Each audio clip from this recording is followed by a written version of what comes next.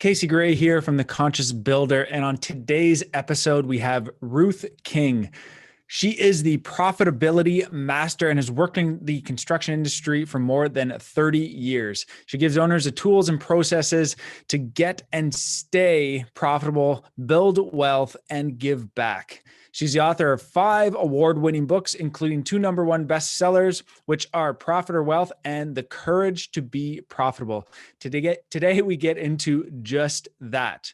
Profitability, what you need to become profitable and what it takes to stay profitable. We also get into why your profit and loss statement will put you out of business, as well as so much more. Enjoy this episode with Ruth King.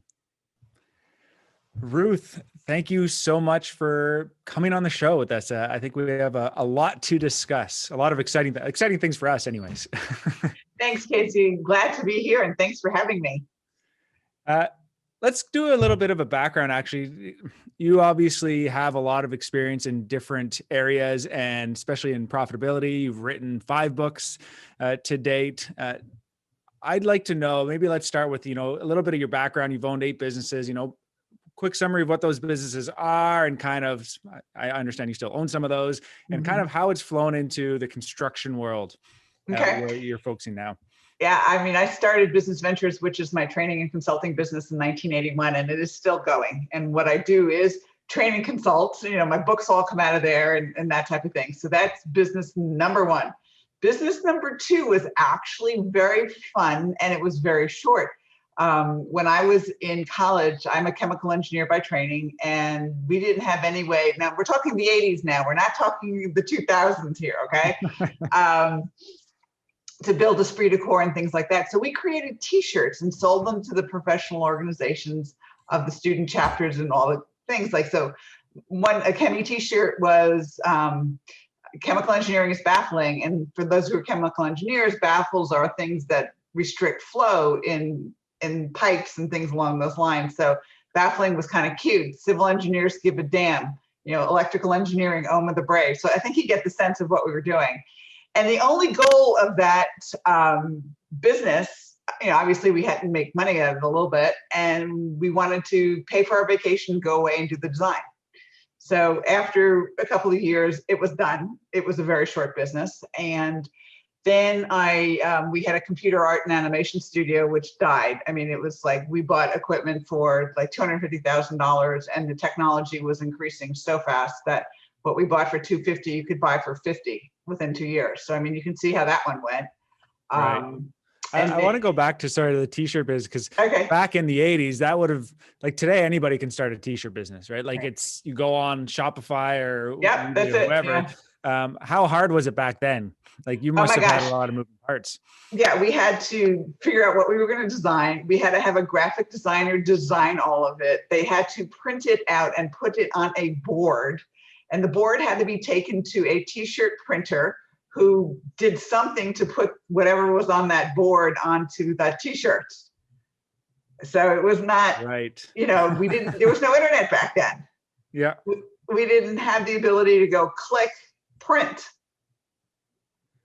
So it was a lot more complicated than it would be today. Yeah. So I have some questions on your thoughts on that, but you can finish your running through your businesses there, because I think that's really interesting. I want to come back around to some questions. Okay. So we did the computer graphics business, and then I got involved with HVAC. I had a friend who was working for Service America, which was a franchisor of heating and air conditioning companies. Went to work with them for about 18 months and decided, we had Black Friday. I was part of Black Friday, and decided I would never, ever, ever work for anybody else in my entire life, and I'd rather starve. So went back and found a niche, though. The niche was really, really cool. So I never left that niche. And Business Ventures at that particular point was just dealing with heating and air, plumbing, and electrical companies. And then we started back in the day, we were doing video conferencing online, and we had a group called American Contractors Exchange, which morphed into another business, HVAC channel, when we actually could do a whole lot of things online. And then we started Profitability Revolution, which is still going. And that is for non-HVAC, non-construction type businesses. It's 250 videos, I think, at this point, things in sales, things in marketing, things in financials, operations, trade shows, you name it, that can help business owners. If they have a problem at 3 a.m, we probably got the answer to it, instead of, staring at the ceiling, so to speak. That's there. And then, what am I missing? I'm missing some. I'm sorry. That's all right. Obviously, yeah. So that's how it transitioned into construction, I guess, at this point. Yeah. Yeah. I want to go back to, before we get into all the other questions I have, what are your thoughts on how easy it is to start a business these days? Because I feel like being an entrepreneur is a cool thing now, but anybody can start a business, but operating a business and making money and becoming profitable in a business is a whole different story. So, well, the way I look at it today, which is probably different than I would have looked at it in 1980 when I started Business Ventures, 81, sorry. I look at it, there's really 3 types of businesses now. There's what I call a lifestyle business, and you probably know of a lifestyle business, where somebody starts a business because they don't want to work for somebody else, for all intents and purposes. It's a cash flow oriented business. They don't particularly care about being profitable. Their pricing has to be right so that their cash flow supports whatever their needs are. But it's not a P&L, it's not a balance sheet. They don't want employees. They just kind of want to be by themselves. All right. And so they go and do their business. That's like one way to start a business. Then there's what I call, for lack of a better word, I'm going to come up with a better word. Maybe you have one, the tool business, which are people who start businesses because they want to solve a need. They want to help people. They want to do specific things. They want to grow the business to a point, and then they're exiting. So there is a either buy or start a growth plan with employees and customers and things like that, and an exit strategy. So that's what I call the tool business. They're not there to change the world. They're not there to do anything other than, for all intents and purposes, use the business as a tool to do something, whatever the something is.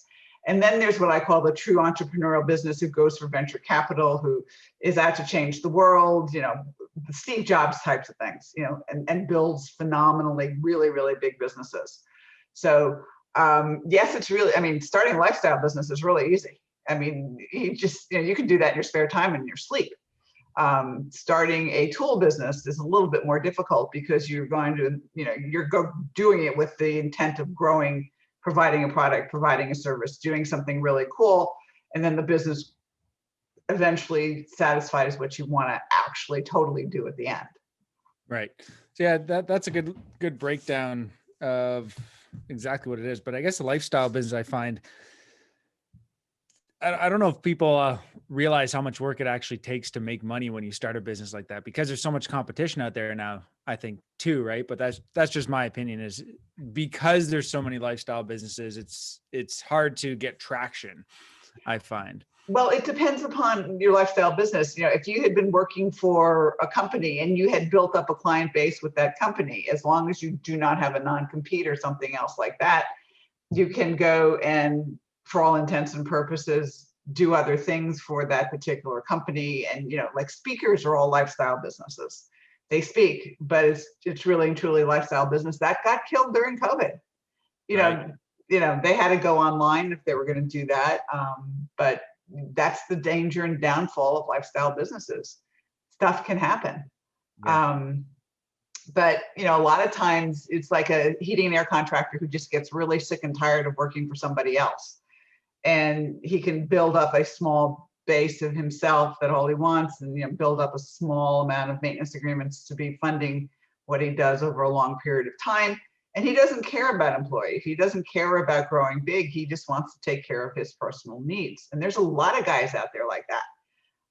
From there, they still have to get customers and things like that. But there's a lot of ways to start lifestyle businesses that don't necessarily cost a whole lot of money.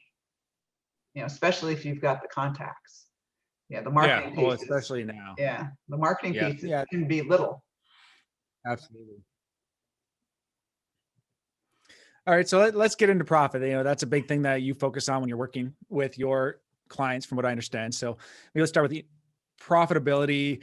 Are there easy steps to get profitable? I think getting to profitability and staying profitable are two different things too. Oh yeah. You kind of take the floor on that. Yeah, the thing that most people don't realize is that your balance sheet is more important than your P&L, and your balance sheet actually tells you about true profitability.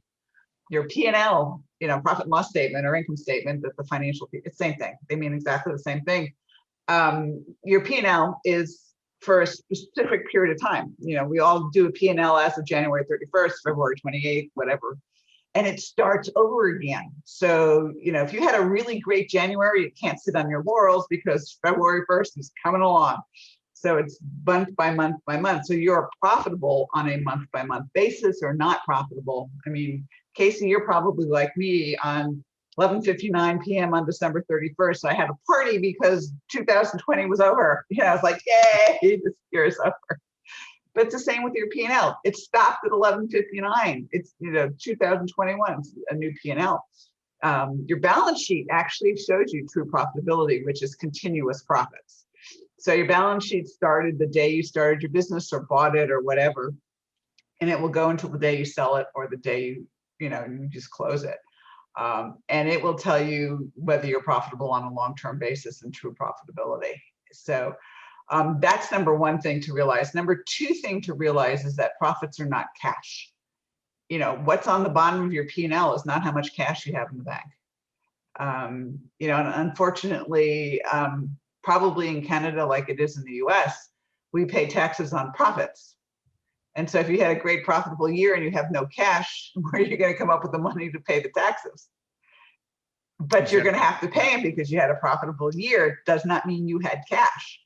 I always let people know too that on their profit and loss, it doesn't take into account all the loan payments they have, right? Because that's kind of back on the balance sheet, right? Yeah. Any of the liabilities that you have. Right. So, let's assume you have a loan for $10,000, so to speak, and you pay $500 a month back towards it. I'm just making numbers up right now. $400 of that is loan repayment, which is your balance sheet, and $100 of it is interest, which is on your P&L. But that $500 in cash goes out your door. So you have to realize that it's not $500 in expense; it's only $100 expense and $400 to pay back that loan that you took out. So what does a balance sheet show? Because I know a lot of entrepreneurs out there are like, well, I've probably never looked at my balance sheet, and what does it even tell me? How do I read this thing? Do you have tips on what they should be looking for? Okay, so balance sheet answers a lot of questions for you. Number one, are you profitable? Profitability. Number two, can you pay your bills? Number three, are you going towards a collection problem? Number four, are you going towards a debt problem? Number five, are you building up too much inventory? And those are the types of things that the balance sheet actually answers for you. And you're going to look at your balance sheet and go, how in the world does that answer all of those questions? And it actually gets answered through ratios. And so I'll give you an example. There's a ratio called the current ratio, which is a measure of whether you can pay your bills or not. And what it is current assets, or things that are cash or turned into cash within a year, divided by current liabilities, which are things that have to be paid within a year. So you divide the two numbers up, and you're in a situation where the number is 2. So is that good or bad? I don't know.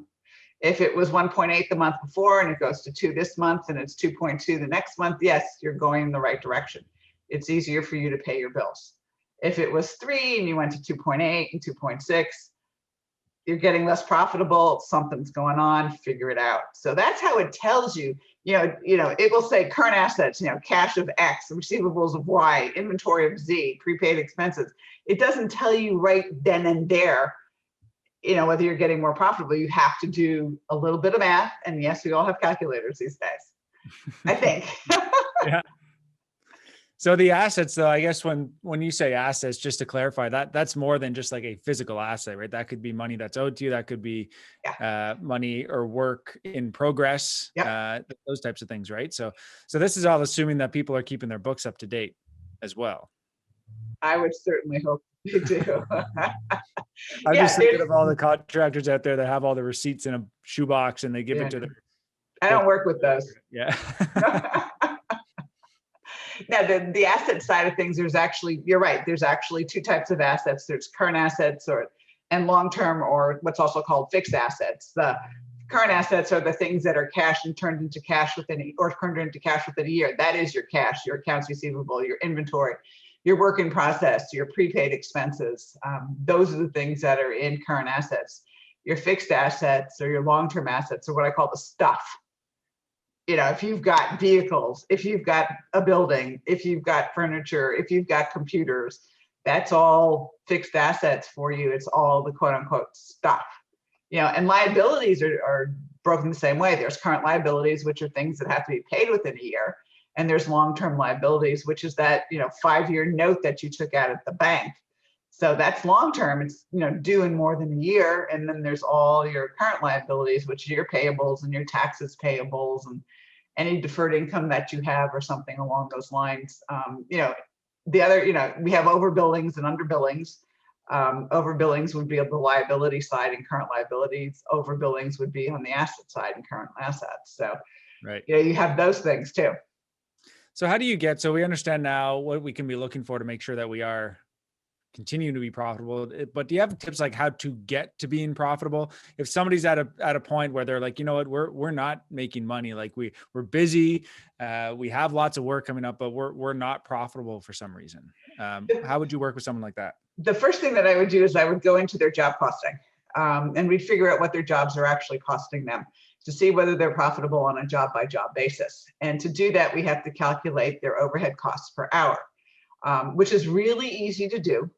You take your billable hours, those that you can charge a customer for, and divide it into your total overhead. So if your overhead cost per hour is $40 an hour, we know that if you have a 100-hour job, we have to add $4,000 in overhead to that job, plus all of your job costs, and subtract all that from what you sold the job for to see whether there's any profit. Yeah, because that's just to break even. Yeah, exactly. And what I see a lot of times is builders and contractors forget about the overhead piece. They only look at the gross margin piece, i.e., gross profit divided by sales. Are we profitable here? But yeah, there's this big overhead thing. You got to pay your rent. You got to pay your utility bill. You got to pay the people to answer the phones. You probably have some marketing expenses or something along those lines. And so you're in a situation, if you don't add the overhead to it, you're right. You're probably really busy and not making any money. Right. Yeah, we realized, well, I realized that a while ago now, but things start to add up quickly and you're like, well, it says we're making money, but where's the money, right? So, yeah. Okay. So now how do you stay? So if you figure that out and you start working towards that profitability, you realize, okay, well, either your overhead's too high or maybe, so maybe you reduce your overhead, or maybe you can increase your markup, I guess, on your projects, right? Because you've realized that your overhead's higher than what you thought. What do you do to maintain that profitability? Because then your business, maybe you want to continue to expand and continue to grow, or like most businesses don't want to just stay where they're at. Some of them do, or maybe they sell it off to someone else, but then it continues to grow. How do you maintain that profitability? Watch your numbers, number one. Watch your job costs, number two. Watch your billable hours, number three, and make sure that they are consistent. And you don't have a job that is like, we lost our butt on this job and guess what happens? You really and truly do look at job costs for every single job and everything that you're doing. You make sure that each and everything is profitable. And if it's not, there may be some crews. I'll give you a perfect example. I started working with a client, and the first thing I do is I go pull 20 jobs. And the jobs ranged all over the place from like $100 and some odd net profit per hour down to minus $21 net profit per hour, which means that we paid the customer $21 an hour to do their work. And so it turned out that one crew had all the negative or really low numbers, and you couldn't tell if they're all together, right? Right. So we gave the crew several options. Get your numbers up. That didn't work. We tried splitting them. That didn't work. So they went through what I called my career readjustment program, as we invited them to go find another career. That's a good way to put it. And that actually kind of leads me into where I was going to go next, actually, was like, what about people? Because it takes people to grow a business to become profitable. Like if you're actually unless it's this lifestyle business where you're just a one person show, it's going to take people. So do you have tips on managing or hiring people and making sure that they're actually efficient in what they're doing? This is all communication and tracking, right? And it sounds very simplistic, and it is. In reality, you have to be very comfortable talking to your team members about their progress and what they're doing. Every single team member, every single employee that you have, whether they are in the field or in the office, needs to have key performance indicators. What are the things that we measure on a weekly basis or sometimes a daily basis to make sure you're doing your job properly? And if they're doing their job properly, it's a really fun conversation once a week. You're doing great, keep it up. If they're not making their KPIs, then it's a very different conversation. It's like, okay, they have to realize they're not making their KPIs, number one. Number two is what do they have to do to bring them up to speed? And if they can't, they go through your career readjustment program also. Yeah, and I think that comes down to definitely the employer as well. As sometimes, I guess it depends what their efficiency is or what they're working on. That's one of the things that we do is we're tracking people's efficiency and how much time they're billable. But sometimes they're doing work that's not billable. Yeah. So is that because we've asked them to do that? Is that because there's mistakes that have to be fixed? What are the reasons? Right? It might not necessarily be a reason, but yeah, it's a lot of time. It's time consuming, but it's important to do if you're going to make sure that you're profitable. Right. Okay. So if you're not billable, you're either in vacation, holiday, training, or a meeting. There's a manufacturer's warranty thing. It's not necessarily your fault. I mean, they could have sent you something that was improper, or it could be your fault. You know, somebody didn't install something properly. I mean, so one of those two things. I mean, that, you know, sometimes warranty, sometimes callbacks, you know, are not your fault. Sometimes it is a manufacturer defect. I will give you a perfect example, and I will not tell you the manufacturer. A contractor condemned a rooftop unit or compressor over a rooftop unit in a big downtown city, and the manufacturer shipped in a DOA compressor. All right, that was expensive, but it wasn't the company's fault because they got the compressor in and it was DOA, and you know, obviously it's dead and you can't put it in, so they had to ship another one in. That cost an entire day. It didn't cost getting a crane for another day. It cost stopping traffic and getting another permit in downtown in the city. I mean, so that was an expense, but it wasn't the company's fault. It was the manufacturer's fault. Mm-hmm. So sometimes that happens. You just never know. And yeah, you so, kind of got to factor that into your numbers to some extent because it's not the customer's fault either, right? So, and then you might have a fight on your hand. Maybe you get the manufacturer to cover some costs, but yeah, exactly. That's going to be a tough one. Yeah, and so what I do, and what I normally tell the contractors I work with, take 1% of material costs and put it in a warranty account, into a warranty reserve account. So if your expenses, your material and equipment expenses for a job were $1,000, you put $10 in a warranty account. And you literally move the $10 into a warranty account when you get paid for that job. And then, so you have like a separate bank account? Mm-hmm. Do you have any other separate bank accounts that you tell to help people manage their financials? Yeah, you have what I call the 1% account. And this is, you asked how to build wealth. This is, to me, the easiest way to build wealth. But it's also easiest not to do is you take 1% of all revenues that come in the door and put it in that account. So if you get a check in the door for $100,000, you put $1,000 away. All right. You can still do the $99,000 to take care of all of your operational expenses. All right. If you're not at least making 1% profit, that's a totally different story. Yeah. And that's profit for the business, right? That's not what the employer or the entrepreneur is paying themselves as well, right? Correct. That's separate.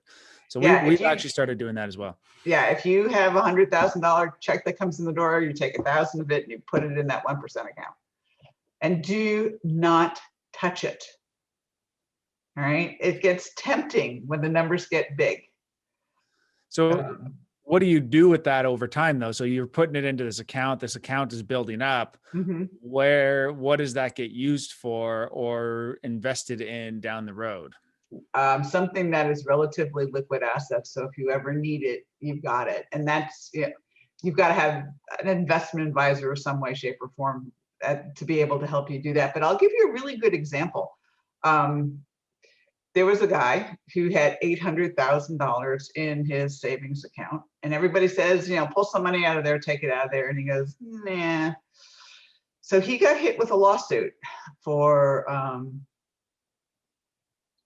what was it? He hired a guy, and the guy supposedly had a non-compete, and it was improper hiring or whatever else it was. And he ultimately won it, but it cost him about $700,000 in legal fees over a 3-year period. All right. Had he not had this in his savings account, he would have been struggling, and it would have been more stressful to, he couldn't have hired the best lawyers that he possibly could have and say, go take care of this. Yeah. So you just don't know when that something's going to happen. Yeah. So having the ability to liquidate it is important. I'm just of the mind now with all the money printing that's going on. I'm like, well, that money is just going down in value every single day. So that's kind of why I was asking the question is there any advice on where to park that money as opposed to just some savings account that's giving you Yeah. peanuts? You're going to have somebody who does financial planning or something along those lines on as a guest to be able to answer that question of where to put it. That's not what I do. I just tell you to go do it. Yeah, that's a good point. Actually, we should find somebody that's helping businesses on that side. Yeah. What do you do with all the money that's sitting there if you do have some money or planning on having some money that's sit there? So, or or if you've taken it out and you're putting it away personally, where do you put it so that in case you do need it, it's somewhat liquid, but you're also earning more money on it than half of 1% on a savings account or something. Yeah, absolutely. Now, I do have some areas that I would be putting that just based on my own personal preferences, but I do a lot of research on the tech side. So that would just be more liquid and cryptocurrency side, but that's, small amount sort of things. But that with everything, the way money's printed, that's just kind of scary. I don't know I'm sure you're seeing lots with the companies you're working with, right? Everyone's really busy. I don't know what it's going to look like in a year from now, right? Or 6 months from now. I don't know if you have any thoughts on that, but it's kind of like, how do you plan, like as a business and trying to think ahead, how do you plan for what could potentially happen? Because right now people have money, but who knows once interest rates go up and the money printing stops and jobs are, I don't know, right? I don't know what's going to happen. Well, none of us do. And the fact is that, since the borders are basically still closed, people are still spending money on their homes and their businesses rather than on going on trips and sporting events and stuff like that. And once that discretionary income starts going in those places again, probably we will slow down because they will not be spending it on homes and businesses and stuff like that. My thing is always to have that 1% savings account, but also to have at least in the bank 6 months worth of payroll. I mean, not payroll, of overhead. So whatever your overhead averages every single month, multiply it by 6, and that's how much you should have in a liquid savings account somewhere. So that if the economy does go down, you have time and it's not, oh my gosh, I can't make payroll tomorrow. You can take some of the dollars out of that. Yep. When COVID started, I had one of my clients who had 80% of his business in restaurants. All right, so it was like, oh my gosh, we pivoted within 2 days. He saw it coming. Wow. But it's like, it still took time to do other industries and that weren't being shut down and stuff like that. So yes, he had the money in the savings account, but he also pivoted fast enough so that it didn't kill him. Right. Yeah, that's definitely tricky, right? You have to be able to, especially these days, if you can't pivot quickly, you're not going to last very long. That's for sure if you don't have it. So all the more reason for for contractors to be making sure that they're on top of their financials, charging what they need to charge in order to build up these reserves for whatever is going to happen. Something will happen. We don't know what it's going to be, but something will inevitably happen when you're in business, and you need to be able to prepare for it. So bidding, I'm always telling people, because I'm talking to other people. So I had someone I used to work with called, and he was looking for a mentor and advice. And I said, good timing. Then we're working on some stuff. But I said, we're not competition, right? We're not competing against each other. It's the guys that are trying to underbid everybody that's hurting. It's the guys who do things properly and want to do things right and stay in business long-term. They're not competition. There's more than enough work for everybody. It's the companies that are charging less, trying to get it as cheap as possible. And then the clients, unfortunately, who are hiring them and then running into issues, like that's the competition that I see out there. Yeah. The under the table type work. And a lot of them, we've had many instances where somebody went with the cheaper price and then they were out of business and couldn't find them. So they called the company that, didn't get the job, and it ended up costing them more to fix what they screwed up than they would have paid originally. Yeah. It happens a lot. You don't hear those stories too often, though, unfortunately. No, I hear them. The job went south and then it didn't work out, right? And all contractors are bad, but anyways. All right. So I want to end with some actual books. So you've written 5 books, including Profit or Wealth, The Courage to be Profitable, The Ugly Truth About Cash. I don't have the other 2 off the top of my head, but obviously you have a lot out there. We'll make sure to share those links. Do you have any other books that you'd recommend people listen to or read?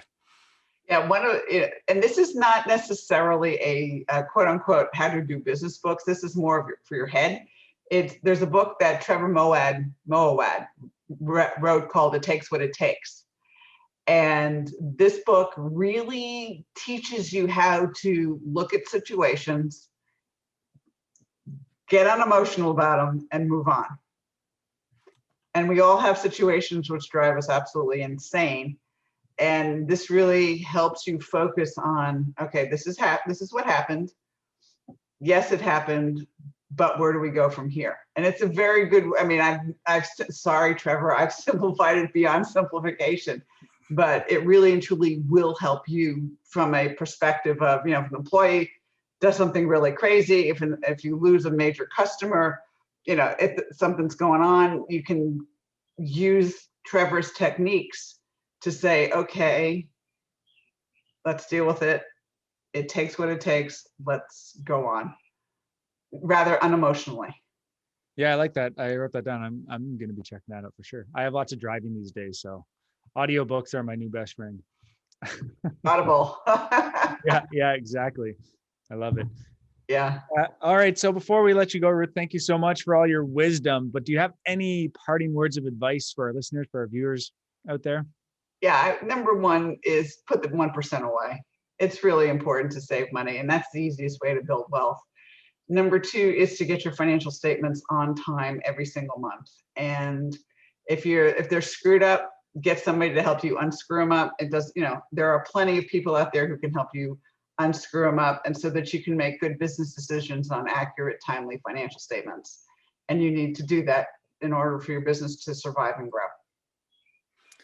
Thank you, Ruth. I was watching a video where you helped a business because they did have some financials screwed up, and they found out what was going on. So I won't ruin it for other people out there, but we'll share all the links. People can see it and they can do their research and see all the great stuff that you're doing out there and hear all the stories about businesses that you're helping. Ruth, thank you so much. Really appreciate you being on the show. Thanks, Casey, for having me. Glad you watched this interview until the very end. If you haven't already, check out consciousbuilderacademy.com. It's exactly in line with what we are talking about on this episode. There, I have a free course that you can get, the 5 things that I wish I knew before I started my business. Until next time, remember to live consciously.